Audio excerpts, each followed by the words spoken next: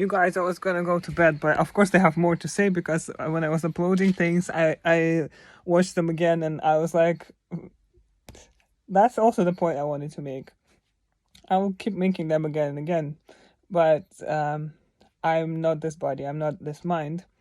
This going back to autism being sensitivity, aka spirituality, aka awareness, aka consciousness, like stronger awareness of awareness, stronger awareness of consciousness, stronger awareness of universalness and universal being.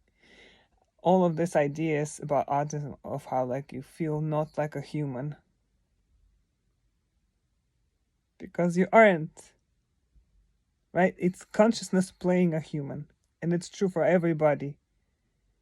And it doesn't mean that an autistic person cannot identify with the ego mind and with the body mind, and I'll talk about it later, the specifics and how those relate. Ego mind, body mind is basically the same. And why? Well, I can tell you now, actually. In short, body is afraid of dying. The only fear that exists is the fear of death.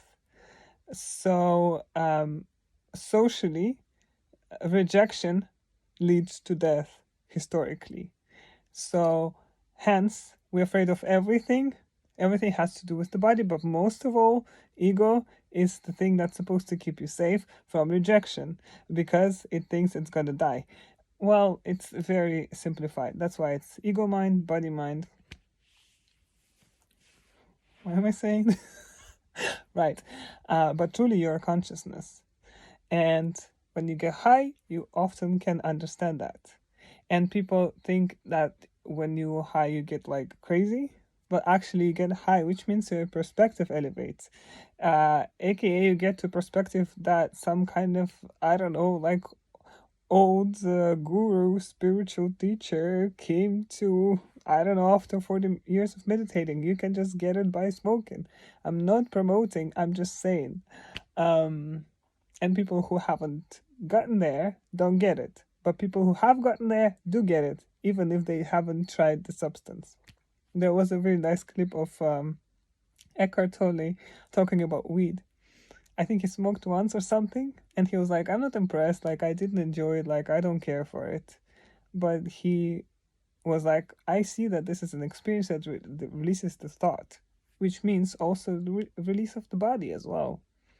And for people who are strongly identified with the body and body mind and all of this, it really helps to feel the true self, which is the higher self. How am I there? Okay. Autism and not feeling like a human, or wanting to be an animal, or feeling like an alien. All of those are one and the same. It's truer and stronger recognition of real self. But because this construction of society is this little play we're doing with each other, or like theater play, it's strongly suggesting things about like, this is real and this is how things are and this is what's important, this is what's not important. And they're on a superficial and not on a reality level. A person who is strongly connected to truth feels the disconnect or like the contradiction way stronger. Yeah, but also just not identifying with being a human. Again, from all those messages, you can believe that that means there's something wrong with you, or that you're not humane enough, or like human enough, or whatever. Like, because at the same time they're attached with this ideas of like humanity means kindness or whatever, right? But then humans who act from the human self, then they don't act kindly, you know? So eventually, like, it's all a matter of words and what we assume words to mean. But I'm referring to the sensation and the feeling where all it comes from, right? Because there are also, of course, a lot of autistic people who don't feel the disconnect between this. They just feel this differentness and they revel in it. And the difference is also just perceived because everybody is that, right? So the difference is just with identification, whether somebody identifies with the person or somebody identifies with the spirit, the consciousness part. And then the word identifies can be misleading as well, because again, you can feel like consciousness, but logically or mentally believe you buy into an idea that you are a person, which is what everybody is doing. But for that, you better go listen to Muji or Eckhart Tolle or whatever.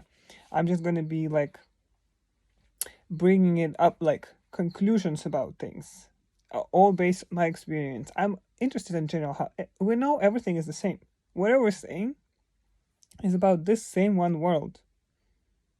I'm not talking about differences in experiences and points of view. Every religion, everything talks about the same world. That means what? That means that if we have a disagreement, we're just lost in translation. And that is what I'm very interested in, to provide the translation. Anyhow, see you later. I'm gonna go cough myself to sleep.